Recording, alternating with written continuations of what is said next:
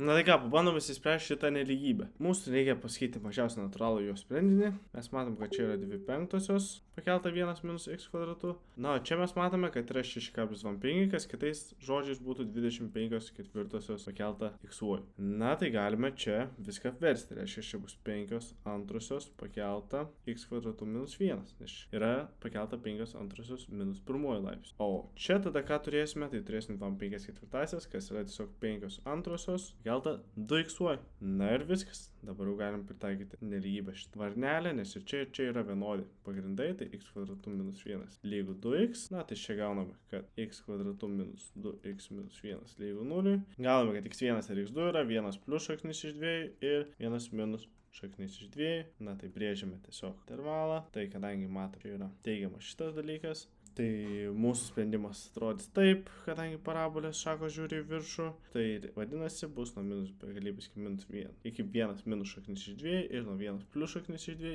iki begalybės. Tai 1 plus šaknis iš 2 bus kažkur apie 2,4. Tai reiškia, mažiausias natūralusis sprendinys pas mus bus 3, nes natūralusis skaičius yra nuo 1. Tai mėgiami netinka, tai šitas automatiškai atkrenta. Jei nori matematikoje pagerėti jau dabar, korepa.lt, linkas bio.